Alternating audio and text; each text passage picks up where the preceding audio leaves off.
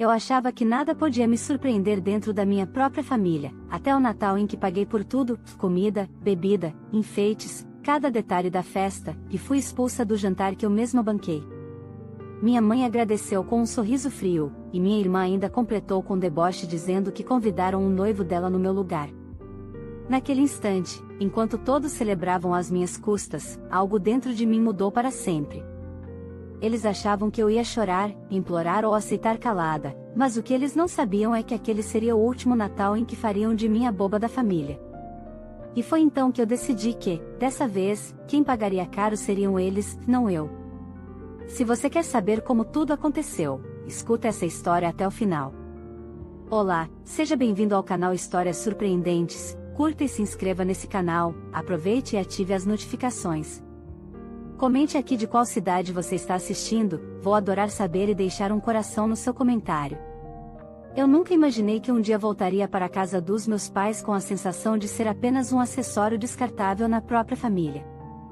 Meu nome é Larissa, tenho 29 anos, moro em Curitiba e trabalho como analista financeira em uma empresa de tecnologia. Conquistei tudo sozinha, de apartamento alugado, carro financiado, plano de saúde, até uma pequena reserva de emergência. Mas, para minha família, nada disso importava.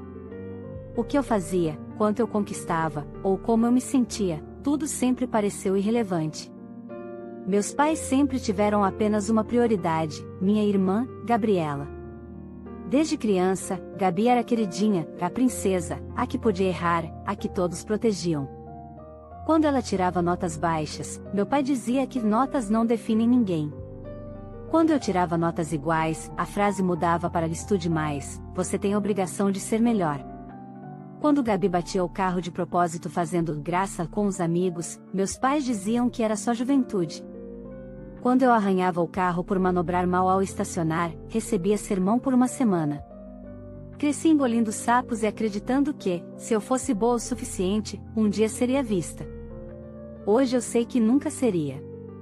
No último mês, depois de muita insistência da minha mãe, aceitei passar algumas semanas na casa deles para tentar uma aproximação. Ela disse que sentia falta de mim, que queria reconstruir nossa relação, que a família estava se desfazendo e que eu era essencial ali. Eu quis acreditar. Quis pensar que, finalmente, depois de tantos anos, alguém enxergaria meu valor. Então, deixei meu apartamento por um tempo e fui para a casa deles. Lá estavam meu pai, minha mãe e, claro, Gabriela, agora noiva de um rapaz chamado Henrique, com quem ela começou a namorar há apenas 3 meses, mas que já havia tomado o lugar de filho favorito na casa. A proximidade do Natal trouxe um clima estranho. Todos pareciam animados com os preparativos, menos eu. Não porque eu não gostasse de Natal, mas porque, naquela casa, eu sempre fui a peça fora do quebra-cabeça. Mesmo assim, quis participar. Quis tentar de novo. Até que, numa tarde, enquanto eu revisava relatórios do trabalho sentada no sofá, minha mãe se aproximou com a voz mais mansa do mundo, aquela mesma que usava quando queria algo.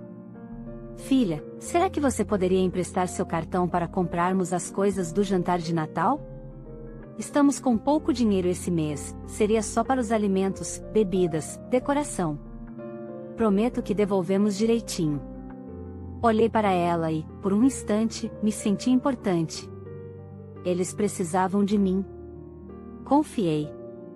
Entreguei o cartão e disse apenas, usem com responsabilidade.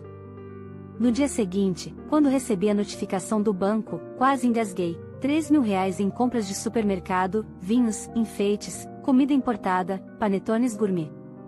Meu coração apertou, mas eu respirei fundo, acreditando que, pelo menos, teríamos um Natal juntos depois de anos separados.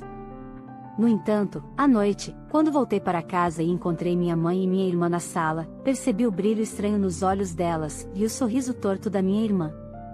Minha mãe colocou a mão no meu ombro, como se estivesse fazendo um favor a mim, e disse com doçura gelada, obrigada pelo cartão, filha. Ajudou muito. Mas você não virá para o jantar. Decidimos fazer algo apenas para os mais íntimos. Antes que eu conseguisse reagir, Gabriela completou com deboche, convidamos o Henrique no seu lugar. Não estrague o nosso Natal, tá? Talvez ano que vem a gente te chame. Naquele momento, um silêncio ensurdecedor se formou dentro de mim. Eu percebi que, para eles, eu não era família. Era apenas uma fonte de dinheiro, sempre fui. E ali, no instante em que me expulsaram do Natal que eu mesma paguei, algo mudou definitivamente dentro de mim. Eu não choraria. Eu não imploraria. Eu não discutiria. Eu apenas acordaria. Eles só não imaginavam que esse Natal seria o último em que eles ririam às minhas custas, e que, dessa vez, quem pagaria seria eles. Eu subi para o quarto fingindo indiferença, mas minhas mãos tremiam. Não era tristeza, era lucidez chegando como um choque elétrico. Passei anos tentando conquistar um lugar naquela família, mas naquele instante, tudo ficou claro, eu nunca tive um lugar ali. Eles só me mantinham perto quando precisavam de algo. Quando a utilidade acabava, eu era descartada. E naquele Natal, eu deixaria de ser útil. Fechei a porta, sentei na cama e encarei a notificação do banco ainda aberta no celular. Compra aprovada, R$3.000. Eu paguei pelo Natal do qual eu estava sendo excluída. Não havia dor maior do que perceber que fui enganada com boa intenção. Mas, diferente das outras vezes, eu não queria digerir aquilo em silêncio. Eu queria que eles aprendessem, não com gritos, mas com consequências. Não fiz escândalo. Não saí batendo portas. Desci normalmente para o jantar daquela noite e fiquei observando. Gabriela desfilava pela casa exibindo os enfeites novos, os vinhos importados, o vestido novo que comprou de última hora, mas que eu sabia que havia sido colocado na mesma compra do cartão. Meus pais comentavam orgulhosos sobre como aquele seria o melhor Natal da família em anos. Quando entrei na sala, o clima caiu.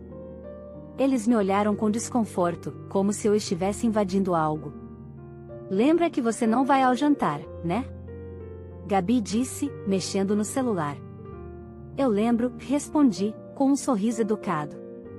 Meu pai tentou aliviar a situação com uma falsa suavidade. Não leve para o lado pessoal, filha. É só que queremos algo íntimo. Claro. Minha voz era tranquila, segura. Só espero que vocês aproveitem bastante o Natal que eu paguei. O silêncio que seguiu foi denso. Nenhum deles respondeu. Fingiram não ouvir. E seguiram falando entre si, como se eu não existisse. Naquela noite, deitei cedo. Mas não dormi. Abri meu notebook, meus extratos, minhas planilhas e meus limites internos. Eu era analista financeira, eu entendia de números, contratos, investimentos, consequências. Minha família gostava de viver como se dinheiro brotasse em caixa eletrônico. Porém, sem o meu, nada ali funcionava. Eles dependiam de mim, e nem se davam conta. Na manhã seguinte, ao acordar, encontrei todos na cozinha, empolgados com a entrega de mais compras para o jantar. Minha mãe, sorridente, disse: "Ah, Larissa, quase esqueci, você poderia fazer uma transferência de R$1.000 para o seu pai hoje?" A gente teve um gasto inesperado com os convites do jantar. A risada que escapou da minha boca foi espontânea, quase divertida. Eu os encarei com calma, como se estivesse diante de uma planilha que finalmente fazia sentido. "Não, mãe. Não vou transferir nada." Ela piscou, como se quisesse confirmar se ouviu certo. "Como assim, não?" "Significa exatamente o que eu disse", repeti, guardando meu café. "Acabou. Eu não vou dar mais dinheiro para ninguém aqui." Gabriela fez questão de entrar na conversa. "Você está sendo egoísta. A família precisa de você. A família precisa de mim ou precisa só do meu dinheiro?" Meu pai levantou a voz como se tivesse autoridade. "Larissa, não complica. O jantar é importante para nós. Você pode colaborar." "Eu já colaborei", respondi. "Paguei por tudo. E em troca fui excluída." Então veio a frase que encerrou tudo: "Você deveria ser grata por poder ajudar", minha mãe disse. Pronto. A última peça do quebra-cabeça se encaixou. Para eles, eu deveria ser grata por ser explorada. Terminei meu café em silêncio. Depois comecei a recolher minhas coisas de volta para meu apartamento. Minha mãe gritou do corredor: você vai perder o jantar da família por orgulho? Eu sorri internamente. Eles ainda acreditavam que estavam no controle. Eles ainda não tinham entendido que a parte que ia acabar não era meu orgulho, era a dependência deles. Quando terminei de arrumar minhas malas, saí do quarto e anunciei: eu vou embora. Hoje. E vocês terão um Natal que nunca vão esquecer. Eles riram, achando que era drama. Mas o que viria não tinha nada de teatral. Eles só descobriram o preço de subestimar alguém quando já era tarde demais. Saí da casa dos meus pais naquele mesmo dia ao entardecer, com 2 malas e a decisão mais silenciosa e mais poderosa da minha vida. Eles assistiram pela janela enquanto eu entrava no carro de aplicativo, como se tivessem certeza de que eu voltaria. Talvez acreditassem que eu estava fazendo um show, que voltaria no dia seguinte pedindo desculpas. Mas eu estava calma, lúcida e estranhamente leve. Pela primeira vez, eu estava indo embora por mim, não para manter ninguém confortável. Voltei para meu apartamento em Curitiba como quem respira ar fresco depois de anos preso em um quarto abafado. O lugar estava exatamente como eu deixei, simples, arrumado, silencioso. Nenhuma voz crítica me esperando atrás da porta. Nenhum olhar de julgamento. Pela primeira vez na vida, eu estava livre. Mas liberdade não significa esquecer. Algumas feridas precisam se fechar da maneira certa, com consequência. Na manhã seguinte, enquanto eu tomava café sentada no sofá, meu celular começou a vibrar insistentemente. Primeiro minha mãe, depois meu pai, e depois Gabriela. Não atendi nenhum. Em seguida chegaram mensagens no WhatsApp: mãe, suas coisas ainda estão aqui. Venha buscar hoje. Pai, você fez uma cena ridícula ontem. Gabriela, Henrique achou sua atitude vergonhosa. Cresça. Foi curioso notar como ninguém mencionou o cartão, o dinheiro, a exclusão do jantar, somente a minha reação incomodava, nunca o que causou tudo. Enquanto eles digitavam ataques em sequência, eu já havia solicitado ao banco o cancelamento definitivo do cartão. No mesmo processo, alterei limites de transferências e bloqueei o acesso ao aplicativo do banco no celular da minha mãe. Sim, ela usava o meu acesso para pagar contas da casa porque era mais prático. Ali, no silêncio do meu apartamento, eu cortei o fio invisível que me mantinha presa a eles há anos. À tarde, recebi uma ligação inesperada, minha chefe. Pensei que fosse trabalho urgente, mas ela me surpreendeu. Larissa, finalmente consegui falar com você. Os diretores querem te oferecer uma vaga de coordenadora. O cargo será formalizado no início do ano, mas gostaríamos de saber se você tem interesse para já ir se preparando. A voz dela era natural, mas para mim aquilo foi como um soco no ar. Enquanto minha família fazia questão de repetir que eu não era grande coisa, a empresa onde eu realmente era conhecida pelo meu esforço enxergava meu valor. Eu tenho interesse, sim, respondi com confiança. Assim que desliguei, percebi o contraste gritante: enquanto minha família me diminuía, pessoas de fora me valorizavam. A dissonância foi libertadora. Talvez eu tivesse passado a vida inteira tentando ser aceita no lugar errado. Passei o dia atualizando meu currículo interno, revisando projetos, fortalecendo minha postura profissional. Mas ao anoitecer, o celular vibrou novamente, desta vez com áudios longos da minha mãe. Só pressionei play porque reconheci o tom dramático da gravação. Larissa, você não pode cancelar o cartão justamente agora. A festa é amanhã. Os convidados vão chegar. A decoração tá linda. Você quer envergonhar a família? Se não fosse tão triste, seria cômico. Até aquele momento, eles acreditavam que eu ainda fazia parte daquele sistema doentio, que minha função era salvar a imagem da família custe o que custar. Minutos depois, meu pai mandou outra mensagem: pai, você precisa fazer a transferência. Estamos contando com o seu dinheiro. Somos uma família. O que chamou minha atenção não foi o pedido, e sim a palavra precisa. Na visão deles, eu não tinha escolha. Eu existia para servir. A obediência era a regra. A exploração era normal. Respirei fundo e apenas respondi: eu não devo nada a vocês. O online do meu pai entrou na mesma hora. 3 pontinhos apareceram, e depois sumiram. Ele não respondeu. À noite, abri o Instagram por impulso. Lá estavam eles e Gabi, meus pais e o noivo, posando com garrafas de vinho importado e legenda, preparando o melhor Natal da família. Nenhuma menção a mim. Nenhuma lembrança de que aquela festa só existia graças ao meu cartão. Mas havia algo diferente naquele post, a expressão de superioridade de Gabriela, aquela típica de quem acha que venceu, de quem acredita que o mundo gira para ela. Porém, até mesmo sem perceber, eles estavam exibindo o maior erro da vida deles. Eu fechei o aplicativo. No dia seguinte, eu saberia exatamente o que fazer. E quando o relógio marcasse meia-noite, quando eles estivessem brindando no Natal perfeito deles, tudo mudaria. Porque, dessa vez, a humilhação não seria minha. A véspera de Natal chegou. Enquanto a maioria das pessoas comemorava com expectativa e alegria, para mim aquele dia tinha outro significado: libertação definitiva. Não de uma noite, mas de uma vida inteira em que fui tratada como se meu único propósito fosse servir outros. Eu não queria vingança impulsiva, barulhenta, teatral. Eu queria algo mais poderoso: o fim da dependência. Queria que meus pais e Gabriela descobrissem, pela primeira vez, como era viver sem alguém para sustentá-los. Naquele mesmo dia pela manhã, antes de o caos começar, recebi mais uma enxurrada de mensagens. Mãe, precisamos que você transfira dinheiro hoje. O buffet avisou que falta pagar parte da reserva. Pai, você está prejudicando sua própria família. Gabriela, seja útil pelo menos uma vez na vida. Não estrague nosso Natal. Eu li tudo com uma calma que nunca tive. Até que Gabriela enviou a última mensagem, que selou tudo. Nunca foi sobre o dinheiro, Larissa. Foi sobre você entender seu lugar. Meu lugar.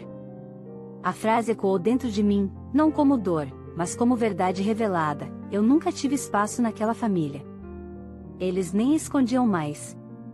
Enquanto eles organizavam uma festa cara, financiada com o meu cartão, a casa estava mergulhada em contas atrasadas, condomínio, luz, e PVA do carro do meu pai.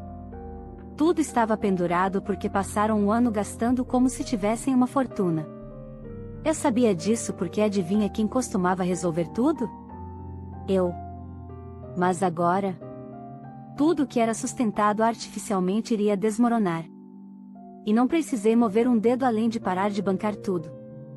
Por volta das 8 da noite, enquanto eu finalizava um relatório no meu notebook, o celular tocou, número do banco. Atendi de imediato. Boa noite, senhora Larissa. Estamos ligando para confirmar se você autorizou uma tentativa de pagamento de R$ 2.450 no buffet Santa Rosa. Sorri levemente. Não autorizei. Cartão cancelado. Nenhuma cobrança deve ser aprovada. Perfeito. Todas as transações futuras serão bloqueadas. Deseja contestar as compras anteriores? Essa pergunta foi um soco silencioso. Eu poderia contestar, sim. E se eu fizesse isso, meus pais teriam que devolver cada centavo da festa, dinheiro que eles não tinham. Mas não era esse o plano. Eu não queria destruir financeiramente. Eu queria ensinar. Então respondi, não por enquanto. Obrigada pela ligação. Desliguei em paz. A bomba já estava armada, e eu não precisava fazer mais nada. Às 21h12, o primeiro colapso aconteceu. Pai, o buffet está dizendo que o pagamento não foi aprovado. Eles querem outra forma de pagamento na hora. 5 minutos depois, mãe, Larissa, por favor, faz a transferência agora. Os convidados começam a chegar em 1 hora. Não nos humilhe. Depois, Gabriela, manda o dinheiro agora. Você vai estragar o Natal de todos. Se recusar, você será a vergonha da família. Eu respondi uma única mensagem, enviada no grupo da família. A vergonha da família é excluir a filha que pagou pelo jantar. Resolva o que vocês mesmos criaram. Logo depois, coloquei o celular no modo não perturbe. Não porque eu fosse frágil, mas porque eu tinha outras prioridades. Tomei um banho longo, vesti meu pijama novo e pedi meu jantar favorito pelo aplicativo, lasanha com molho pesto e cheesecake de sobremesa. Sentada no sofá, assistindo a um filme de comédia, eu finalmente senti o tipo de paz que nunca existiu na casa dos meus pais. Enquanto eu sorria com o filme, a noite deles estava se transformando em pesadelo. Mais tarde, quando tirava o prato da mesa, olhei o celular por impulso. Não por necessidade, apenas por curiosidade. Tinha mais de 70 notificações. Áudios chorosos da minha mãe. Mensagens desesperadas do meu pai. Ofensas de Gabriela, misturadas com súplicas, depois com ódio puro. E uma foto que dizia tudo: a sala estava montada com toda a decoração cara. Velas, taças finas, mesa posta, tudo perfeito. Mas vazia. Ninguém apareceu. Todos os convidados, familiares, vizinhos, amigos, tinham sido informados de que o jantar seria para os mais íntimos. A própria família havia se isolado com arrogância, e agora precisava da minha presença para salvar as aparências. Mas eu não estava mais disponível. Eu não destruí a festa deles. Eles destruíram sozinhos. À meia-noite, quando o mundo se abraçava e comemorava, eu deitei com o coração leve e uma certeza inabalável: eu nunca mais serviria de escada para ninguém. E o que viria depois da véspera de Natal não seria reconciliação. Seria a consequência. A manhã do dia 25 amanheceu ensolarada para mim, mas sombria para eles. Eu acordei sem despertador, sem tensão no peito, sem medo de ser criticada por existir. Preparei meu café tranquilamente e decidi não abrir mensagens imediatamente. Fiz questão de sentir o silêncio da liberdade antes de encarar o caos. Quando finalmente destravei o celular, as notificações rolavam como um filme em alta velocidade. Não eram mais mensagens do grupo da família, eram prints de conversas de parentes e conhecidos me defendendo. A história tinha se espalhado. Não porque eu contei, mas porque Gabriela fez questão de postar fotos exibindo o luxo, e depois teve que explicar o fracasso. E na tentativa de se justificar, acabou revelando tudo. Uma tia escreveu para mim: "Nunca soubemos que você ajudava financeiramente. Você sempre foi tão discreta, sinto muito pelo que fizeram com você." Outra mensagem de um primo: "Você não merece o tratamento deles. Se quiser passar o ano novo com a gente, será bem-vinda." Pela primeira vez, eu não era invisível. Mas, enquanto algumas pessoas demonstravam apoio, meu pai enviou uma mensagem direta e furiosa: "Pai, sua atitude foi cruel. Passamos vergonha na frente de toda a família." O resumo perfeito da vida inteira daquela casa: a aparência importa mais que a verdade. Eles não estavam arrasados pelo que fizeram, estavam arrasados porque foram expostos. Neste momento, eu poderia ter bloqueado todos e encerrado ali. Mas algo mais importante estava prestes a acontecer, e eu não planejei nada, simplesmente permiti que a verdade viesse à tona. À tarde, recebi uma ligação inesperada do condomínio onde meus pais moravam. A administradora informou que havia 3 boletos atrasados e mais uma taxa extra da garagem que nunca foi paga. Minha mãe sempre dizia que estava tudo sob controle. Não estava. E pior, apenas meu nome constava como responsável financeira. Sem hesitar, pedi os boletos e transferi tudo para o nome deles. A partir de agora, qualquer cobrança deve ser direcionada exclusivamente ao casal Mirna e Roberto, lhe informei. Em seguida, fiz o mesmo com as contas de energia, água e internet, todas pagas mensalmente com meu cartão pelo celular da minha mãe. Cancelei débito automático, removi meu cartão das contas salvas, alterei senhas, notifiquei as empresas. Não deixei nenhuma brecha. Eles só perceberam o estrago no início da noite, quando tentaram ligar o ar-condicionado e a energia caiu. Na mesma hora, veio uma enxurrada de mensagens: "Mãe, a conta de luz venceu. Você esqueceu de pagar. Pai, o condomínio está cobrando. Você precisa resolver. Gabriela, estamos ficando sem internet. Que diabo você fez?"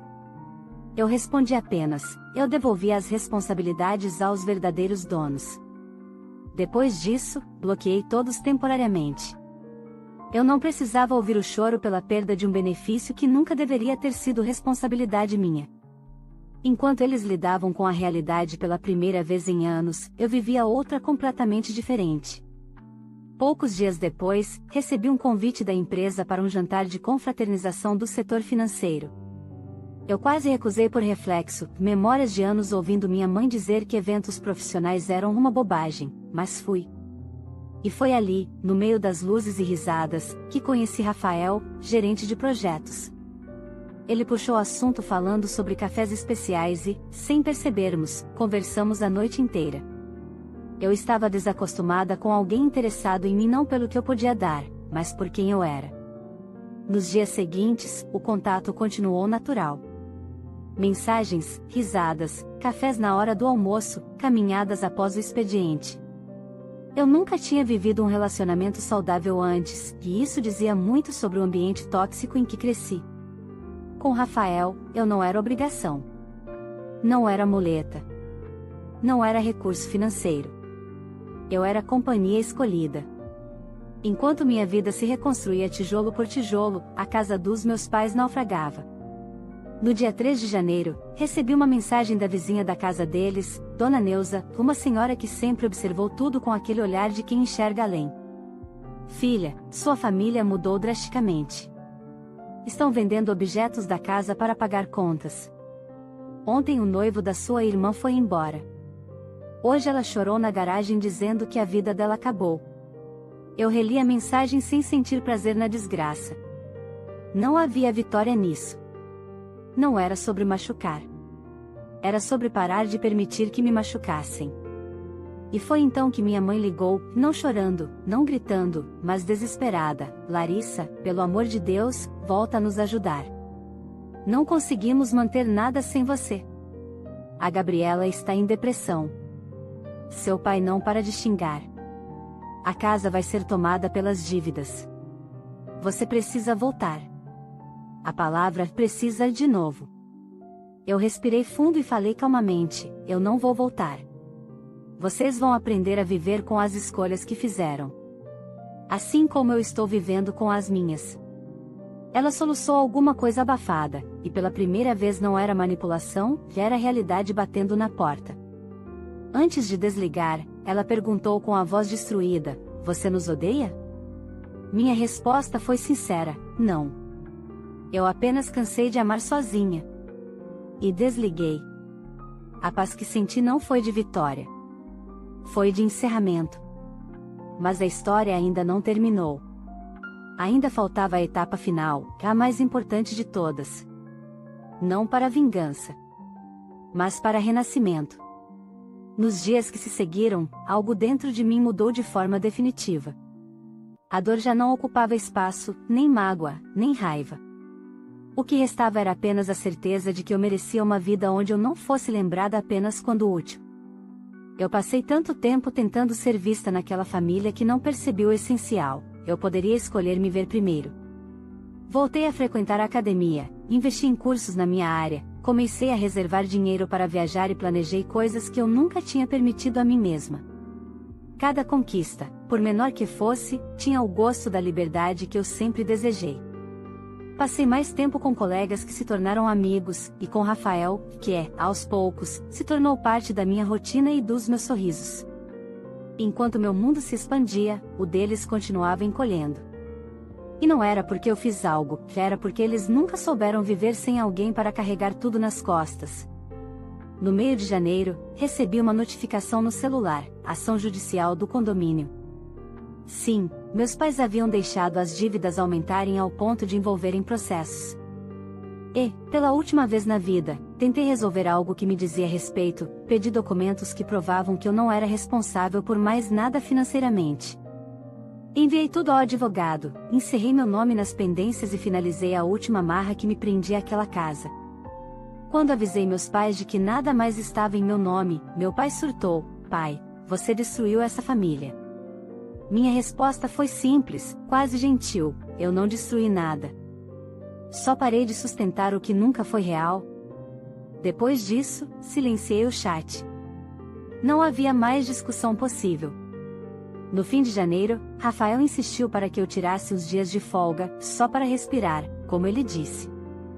Fomos para Florianópolis. Pé na areia, brisa do mar, nada exigido, nada cobrado. Em um dos dias, enquanto observava o pôr do sol, me dei conta de algo que nunca tinha admitido: eu não queria mais provar nada para ninguém. Não queria que minha mãe percebesse o valor que eu sempre tive.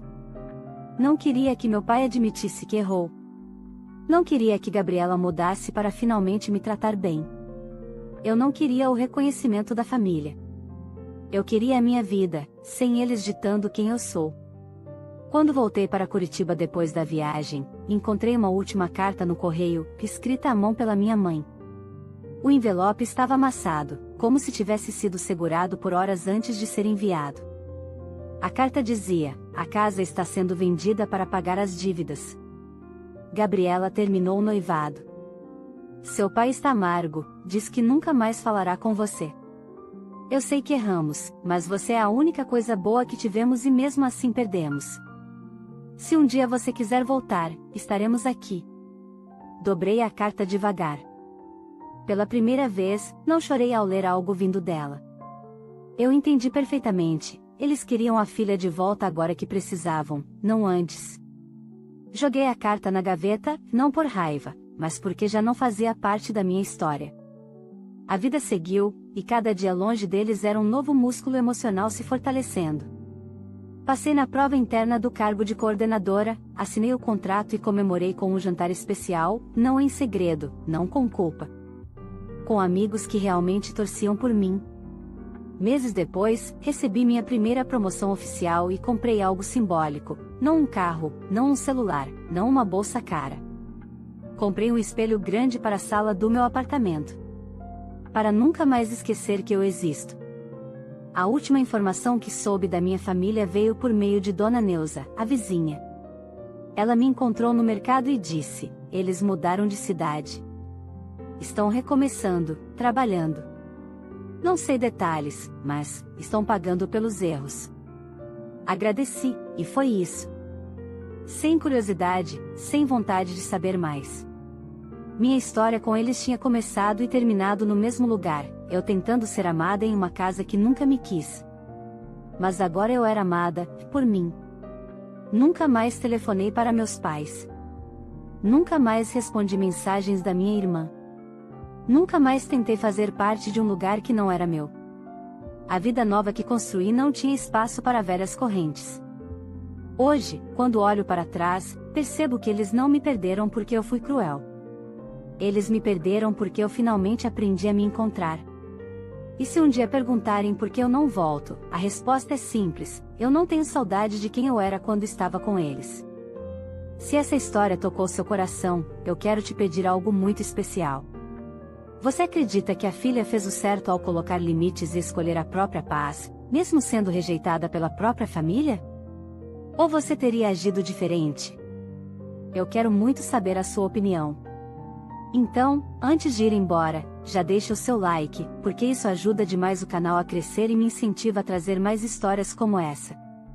Não esquece também de se inscrever no canal e ativar o sininho, porque tem muita história forte e emocionante chegando, e você não vai querer perder.